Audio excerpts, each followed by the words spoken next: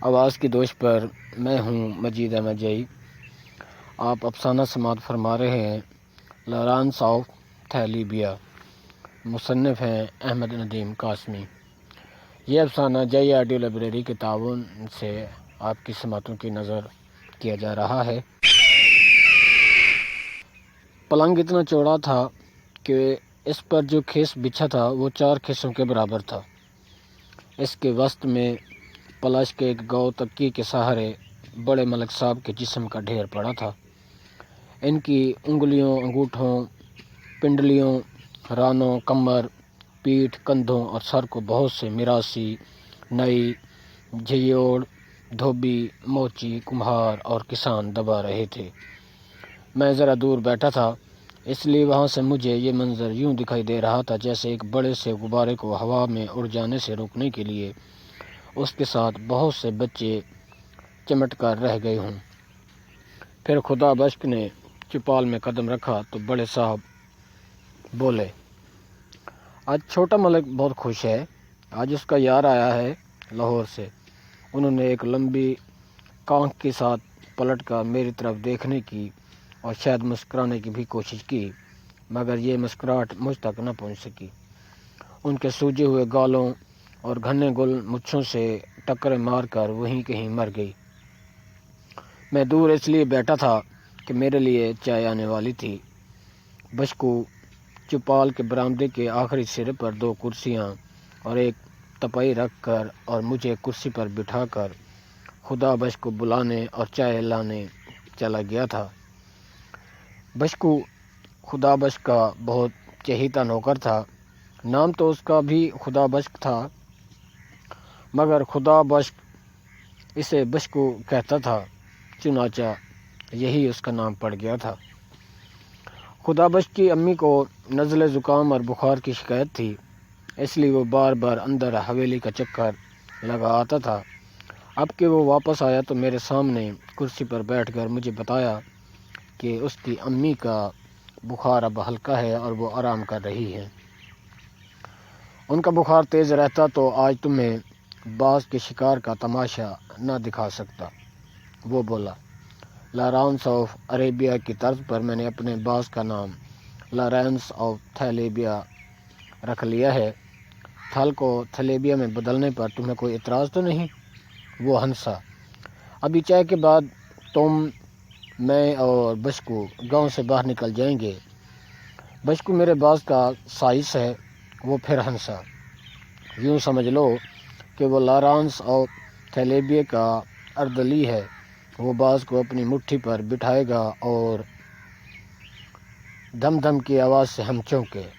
دیکھا تو 2 آدمیوں نے ایک اور آدمی کو پکڑ کے بڑے ملک صاحب کے سامنے جھکا رکھا تھا اور ملک صاحب اس کی پیٹھ پر مکوں کا مینہ برسا رہے تھے اور ساتھ ہی ایسی گالیاں بھی دیتے جاتے تھے جو صرف بڑے ملک صاحب ہی کسی کو دے سکتے تھے۔ ساتھ ہی وہ ہانپ ہانپ کر کہتے جاتے تھے، بھری مجلس میں کہتا ہے، ملک جی تہ بند سنبھالو، ننگے ہو رہے ہو۔ اس حرام زادے سے کوئی پوچھے کہ تمہیں کیا تکلیف تھی؟ میں ہی ننگا ہو رہا تھا، تمہاری ماں تو ننگی نہیں ہو رہی تھی۔ خدا بخش نے مسکرا کر میری طرف دیکھا اور بولا، آ گئی شامت بیچارے کی، اب جب تک یہ ہاتھ پیر ڈھیلے نہیں چھوڑ دیتا ابا اسے کوٹتے ہی رہیں گے۔ خدا بخش کے لہجے میں برتری کا غرور تھا۔ میں نے کہا، خدا بخش تمہیں شرم نہیں آتی؟ تم تو پڑھے لکھے آدمی ہو۔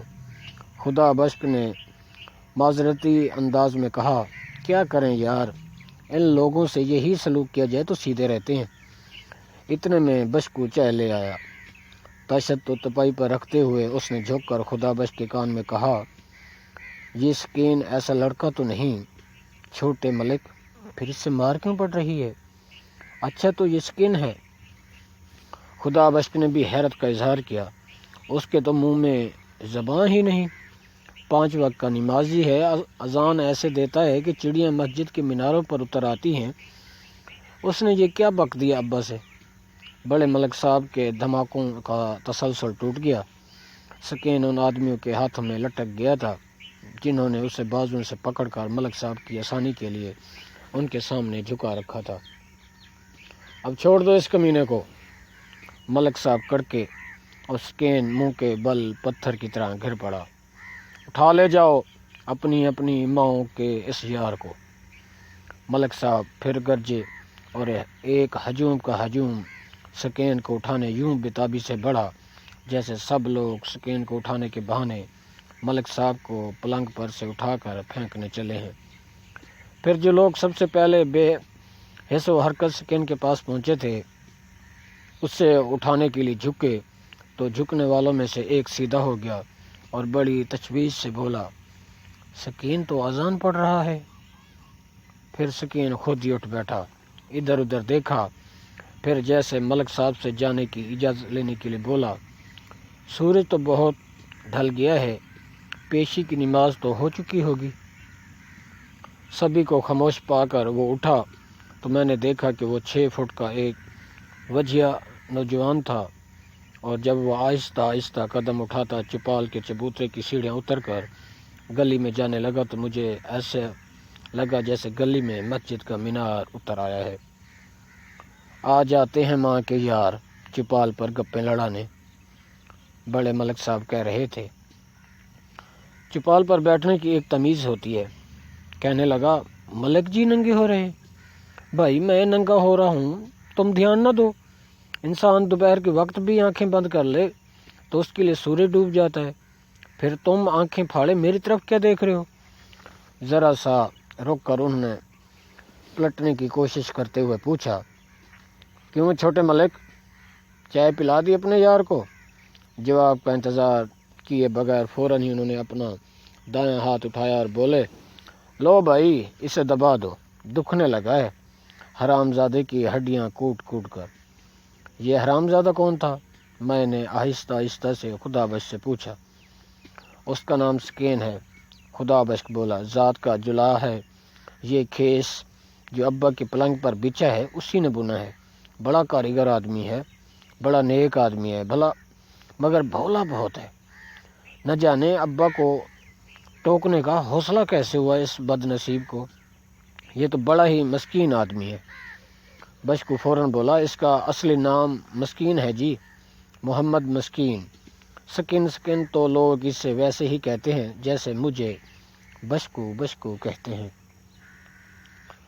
میں نے کہا، یہاں آ کر معلوم ہوا ہے کہ مسکین جیسے لفظ میں بھی بگڑنے کی گنجائش موجود ہے۔ آہستہ بولو یار۔ خدا بخش نے ڈر کر بڑے ملک صاحب کی طرف دیکھا، پھر بولا، انہوں نے سن لیا تو شاید تمہیں تو کچھ نہ کہیں، میری آفت آ جائے گی۔ نہیں، اب کیا آفت آئے گی، اب تو اس کا ہاتھ دکھ رہا ہے۔ خدا بخش کو میرا لہجہ اچھا نہ لگا۔ اس نے جیسے ملامت بھیجتے ہوئے مجھے دیکھا اور بشکو سے کہا، استبل میں جا کر دیکھو بیگے نے گھوڑے تیار کر لی ہیں یا نہیں، زینے کس لی ہوں تو تم جا کر لارانس کو اٹھا لاؤ، صبح کا بھوک ہے۔ بشکو چلا گیا تو خدا بخش میری طرف مڑا، دیکھو میاں، یہاں آج تمہارا پہلا دن ہے اور تم آج ہی طنز کرنے لگے ہو میرے ابا پر۔ اس علاقے کا ایک مقولہ ہے کہ سر جتنا بڑا ہوتا ہے درد سر کا رقبہ اتنا ہی پھیلا ہوا ہوتا ہے۔ ابا کو یہ پٹائیاں مجبوراً کرنی پڑتی ہیں، نہ کریں تو زمین دارہ کیسے چلے۔ وہ رک گیا، پھر بولا، تم کیا سوچ رہے ہو؟ میں نے کہا، میں سوچ رہا ہوں کہ جس لمبے چوڑے پلنگ پر ملک صاحب تشریف رکھتے ہیں اس کے پائے کتنے بڑے بڑے ہیں۔ میں نے غور سے دیکھا تو وہ لکڑی کے نکلے۔ حیران ہو کر خدا بخش نے پوچھا، لکڑی کے نہ ہوتے تو اور کس کے ہوتے؟ تم نے پہلے کیا سمجھا تھا؟ میں نے کہا، میں سمجھا یہ پائے نہیں بلکہ پلنگ کے ہر کونے کے نیچے ایک ایک مسکین کھڑا ہے۔ گاؤں کی کھلی فضا کا تم پر الٹا اثر ہوا۔ خدا بخش بولا، تم چکرا گئے ہو۔ میں نے اپنی بات جاری رکھی، اور خدا بخش، میں نے یہ بھی سوچا ہے کہ اگر یہ چاروں مسکین پلنگ کے چاروں گوشوں کے نیچے سے نکل جائیں تو پلنگ زمین پر آ رہے۔ گھوڑے تیار ہیں چھوٹے ملک، بشکو ہمارے سروں کے اوپر بولا۔ بشکو کے بائیں ہاتھ کی بند مٹھی پر چمڑے کا دستانہ چڑھا ہوا تھا جس پر لارانس اور تھیلیبیا بیٹھا تھا۔ اس کے پنجے میں بریک سی ایک زنجیر تھی جس کا آخری سرا دستانے میں ٹکا ہوا تھا۔ بعض کی آنکھوں پر چمڑے کے کھوپے چڑھے ہوئے تھے خدا بشک نے سر اٹھا کر یہ کھوپے ہٹائے تو میں نے دیکھا کہ باز کی آنکھوں میں بلا کی وحشت تھی۔ کیوں، کیسا ہے میرا باز؟ خدا بشک نے پوچھا، اور میں نے اس کے کان میں کہا، بازوں کا بڑا ملک معلوم ہوتا ہے۔ خدا بشک ہنس پڑا، مگر یوں ہنسا جیسے نہ ہنستا تو اور کیا کرتا۔ اس نے باز کی آنکھوں پر کھوپے چڑھائے اور ہم لوگ استبل کی طرف چلے۔ خدا بشک نے قسمیں کھا کر مجھے یقین دلایا کہ اس نے جو گھوڑا مجھے سواری کے لیے دیا تھا وہ ملک صاحب کے استبل کا مسکین ترین گھوڑا تھا۔ اتنا موٹا تازہ گھوڑا مسکین تو نہیں ہو سکتا، میں نے شبہ ظاہر کیا، مگر اس نے مجھے بتایا اس کے اندر کا گھوڑا مار دیا گیا ہے۔ اب یہ طبیعت کا بہت غریب گھوڑا ہے، اسے موٹا تازہ رکھنا بہت ضروری ہے۔ ضلع کے افسر لوگ جو اس طرف دورے پر آتے ہیں اچھے سوار نہیں ہوتے بھی ہیں تو کاروں میں پھیل پھیل کر بیٹھنے کی عادت پڑی ہوتی ہے اور گھوڑے کی پیٹھ پر چوکس ہو کر بیٹھنا پڑتا ہے۔ سو ابا نے اس کام کے لیے یہ گھوڑا چنا کہ اس پر افسر سوار ہو تو اس کی افسری کی شان بھی قائم رہے، اور یوں بھی نہ ہو کہ لگام کو ذرا سا بھی ڈھیلا پا کر وہ افسر کو اپنی پیٹھ پر سے ریٹائر کر دے۔ چنانچہ اس گھوڑے پر یا تو ڈپٹی کمشنر بیٹھے ہیں یا آج تم بیٹھے ہو۔ خدا بشک کا گھوڑا بہت منظور تھا، کنوتیاں اٹھا کر اور نتھے پھلا کر وہ جیسے لگام کو چبا کر اڑ جانا چاہتا تھا، مگر خدا بشک اچھا سوار تھا۔ اس نے اپنے گھوڑے کو میرے گھوڑے سے آگے نہ بڑھنے دیا، جس کی کنوتیاں تو اٹھی ہوئی تھیں مگر چل یوں رہا تھا جیسے سسرال کے صحن میں پہلی بار داخل ہوتے ہوئے دلہنیں چلتی ہیں۔ بشکو باز کو ہاتھ پر بٹھائے ہمارے پیچھے پیچھے آ رہا تھا۔ وہ بھاگ بھی نہیں رہا تھا اور چل بھی نہیں رہا تھا، بس بین بین کسی کیفیت میں مبتلا تھا۔ کیکروں کے گنجان ذخیرے کا موڑ کاٹتے ہی حد نظر تک پھیلا ہوا ایک چٹل ویرانہ تھا، جس میں کہیں کہیں بہت فاصلے پر کیکر اگے ہوئے تھے، مگر یہ کیکر بیمار سے لگتے تھے۔ ان کے قد بہت چھوٹے اور شاخیں بہت ٹیڑھی اور ننگی تھیں۔ لالیاں شام سے پہلے انہی اکا دکا کیکروں پر آ کر بیٹھتی ہیں، خدا بشک نے مجھے بتایا۔ اور لالی باز کا من بھاتا کھاجا ہے، میرا لارانس لالی کو دیکھتا ہے تو پاگل ہو جاتا ہے۔ لالی کا گوشت میرے لارانس آف تھیلیبیا کی وسکی ہے۔ میں نے کہا، خدا بشک لالی تو بڑا ہی معصوم پرندہ ہے، یہ تو چڑیوں سے بھی زیادہ معصوم ہوتا ہے۔ اس کی پیلی پیلی کچی کچی بانچھیں اس پر کیسا بچپنا ستاری کیے رکھتی ہیں۔ پھر یہ پرندوں میں شاید سب سے زیادہ بے زر ہے۔ یہ تو نہایت مسکین مخلوق ہے۔ آخر تم لوگوں کو مسکینوں کا خون پینے کا اتنا شوق کیوں ہے؟ خدا بشک بولا، اگر تمہیں تقریر کرنے کا ایسا ہی شوق ہے تو راستے میں ابھی کوئی ٹیلا آئے گا، تم اس پر چڑھ جانا اور اپنی تقریر جھاڑنا، میں اور بشکو 10 بستہ سنیں گے، مگر ابھی ذرا رک جاؤ، میرے لارانس کو دیکھو، بشکو کی مٹھی پر کیسے بار بار پھڑپھڑاتا جاتا ہے، اس نے ویرانے کی بو سونگھ لی ہے۔ لالی، بشکو سانپ کی طرح پھنکارا اور خدا بشک نے گھوڑا روک لیا۔ میرا گھوڑا تو اس کی طرف دیکھا دیکھی چل رہا تھا، چنانچہ وہ بھی رک گیا۔ خدا بشک نے باز کی آنکھوں پر سے کھوپے اتارنے سے پہلے مجھے غور سے تماشا دیکھنے کی تلقین کی۔ یہ تمہاری زندگی کا ایک کبھی نہ بھولنے والا تجربہ ہوگا، اس نے کہا۔ مزہ آ جائے گا، جب باز لالی پر جھپٹے گا تو ایسی آواز پیدا ہوگی جیسے ہوا کو تلوار کاٹ رہی ہے، دیکھو۔ خدا بشک نے باز کی آنکھوں پر سے کھوپے اتارے اور اس کا رخ دور ایک ٹیڑھے میڑھے کیکر کی طرف کر دیا جس پر تقدیر نے ایک لالی کو لا بٹھایا تھا۔ ایک دم باز پر جیسے وحشت طاری ہو گئی، اس نے دیکھ لیا لالی کو۔ خدا بشک نے خوش ہو کر مجھے بتایا اور بشکو نے باز کے پنجے کو اپنے دستانے سے آزاد کر دیا۔ موت کی تلوار ہوا کو کاٹتے ہوئے چلی گئی اور لالی اڑ گئی، مگر باز نے آن کی آن میں اسے جا لیا۔ لالی کی ایک چیخ نے اس ویرانے کو حیرت سے چونکا دیا اور پھر باز لالی کو اپنے پنجے میں دبائے واپس بشکو کی مٹھی پر آ بیٹھا۔ تب اس نے لالی کو چیڑ پھاڑ شروع کر دی۔ اس کی مڑی ہوئی چونچ لالی کے خون میں رنگ گئی۔ پھر اس نے لالی کی بوٹیاں نوچنا شروع کر دیں اور خدا بخش مسلسل بولتا رہا، اس کے کھانے کا کرینہ دیکھو، ہڈی پر سے گوشت کیسے اتارتا ہے، انسان کو بھی ایسا سلیقہ نصیب نہیں، اور پھر یہ تو کچا گوشت ہے، تازہ اور وٹامن سے بھرپور۔ لعنت! میں نے کہا، تمہاری ذہنیت تو آدم خوروں کی سی ہے۔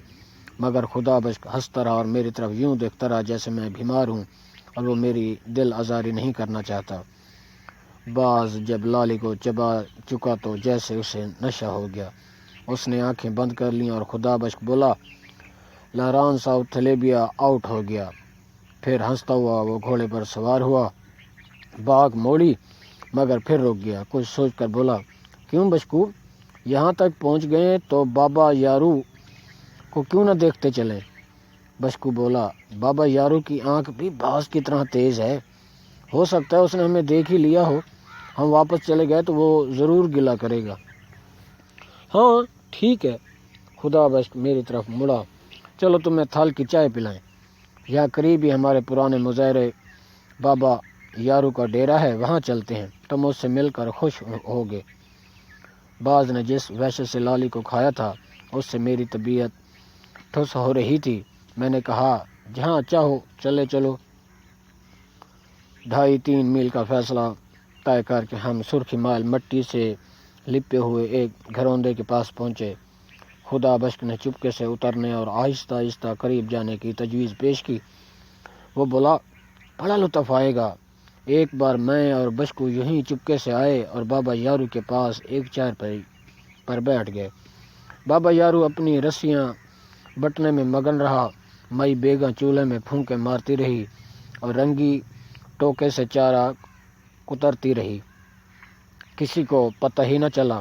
پھر جب انہیں پتہ چلا تو بابا یارو اتنا شرمندہ ہوا کہ کچھ کہہ ہی نہ سکا، منہ سے بس پھپ پھپ کر کے رہ گیا۔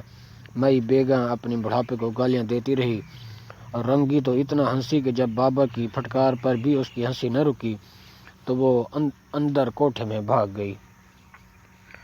گھروندے کے پچھواڑے گھوڑوں پر سے اتر کر ہم آہستہ آہستہ آگے بڑھے۔ صحن میں کیکر کے بڑے بڑے درخت تھے، نیچے ایک گائے اور چند بھیڑ بکریاں شاید عادتاً بیٹھی تھیں، کیونکہ درختوں کے سائے اپنے تنوں کے سائے سے بہت دور ہو چکے تھے۔ ان بھیڑ بکریوں کے پاس کھٹولے پر بابا یارو بیٹھا اون بٹ رہا تھا۔ دیوار کے ساتھ لگے ہوئے چولہے میں آگ جل رہی تھی اور مائی بیگم ہانڈی میں چمچہ چلا رہی تھی جیسے پتھر ابال رہی ہو۔ دونوں اپنے اپنے کام میں ایسے محو تھے کہ انہیں ہمارے آنے کا پتہ نہ چلا۔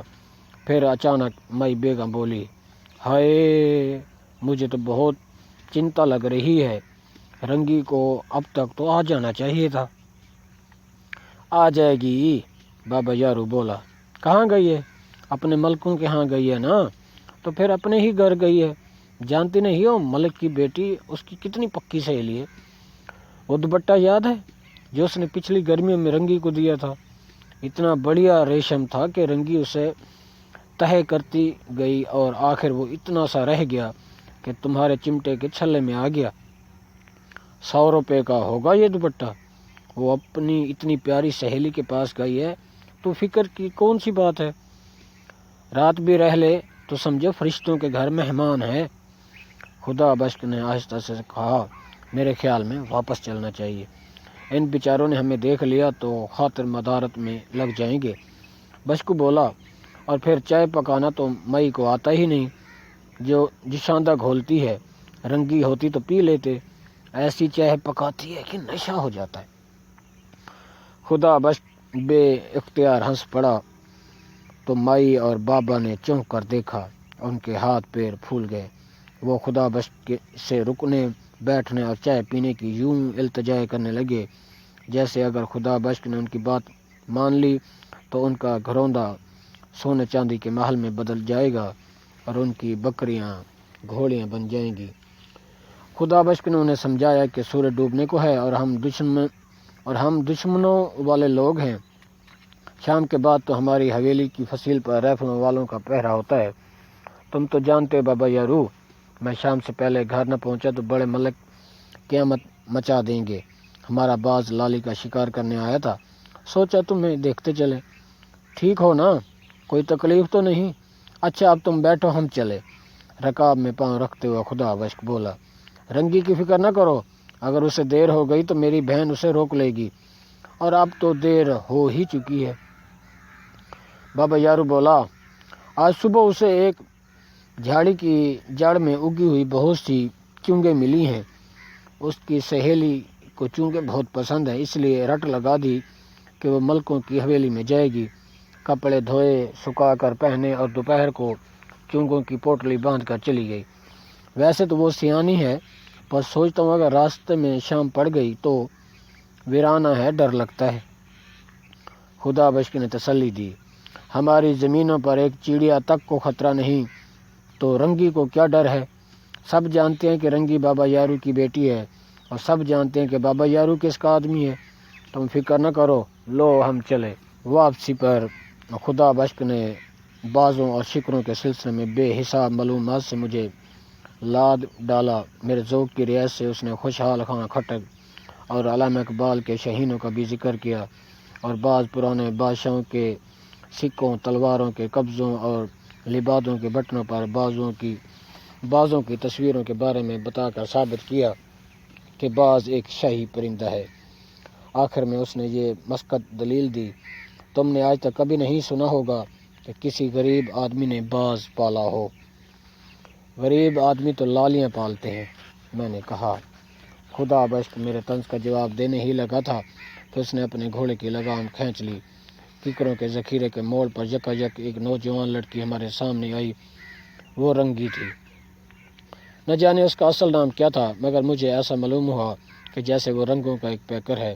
7 رنگوں میں سے کوئی بھی رنگ ایسا نہ تھا جس سے اس کا وجود محروم ہو۔ اس کی آنکھوں، بالوں، چہرے اور ہونٹوں سے جو رنگ بچ رہے تھے وہ اس کے تہہ بند کرتے اور اوڑھنی میں جذب ہو گئے تھے۔ اس وقت سورج سپاٹ میدان کے پرلے کنارے پر تھوڑی ٹیکے جیسے زمین کا آخری نظارہ کر رہا تھا۔ آسمان کے وسط میں بادل کے چند ٹکڑے ابھی سے گلابی ہو گئے تھے، اور گلاب ککروں کے ذخیرے کے اس موڑ پر برس پڑا تھا۔ اگر ایک بے رنگ چپلی سے نکلے ہوئے رنگی کے پاؤں کے ناخن ٹوٹے ہوئے نہ ہوتے تو اسے زمینی مخلوق قرار دینے کے لیے مجھے اپنے آپ سے خاصی طویل جنگ لڑنی پڑتی۔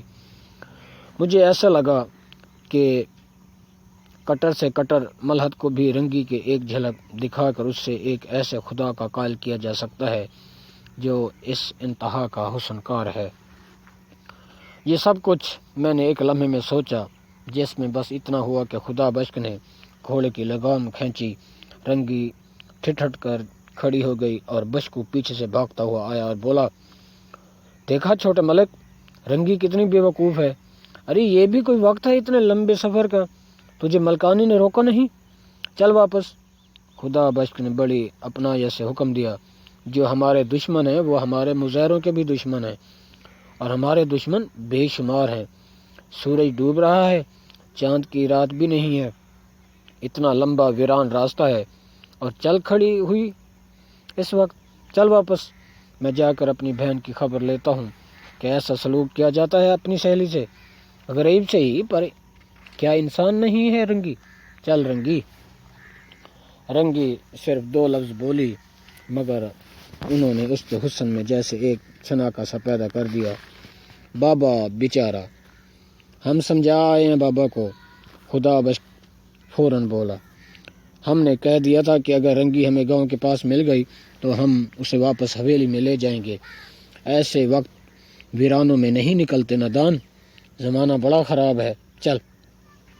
رنگی ہمارے ساتھ چل پڑی۔ گاؤں میں پہنچ کر وہ بشکو کے ساتھ حویلی کی طرف چلی گئی اور ہم چوپال پر آ گئے۔ رات کے کھانے کے بعد بڑے ملک صاحب نے مجھ سے باز کے شکار کا پوچھا، اور پھر کافی دیر تک بازوں، شکروں، کتوں اور گھوڑوں کی باتیں کرتے رہے۔ میں نے خدا بخش سے سرگوشی کی، تمہارے ہاں شکروں اور کتوں ہی کی باتیں ہوتی ہیں، انسانوں کی نہیں ہوتی؟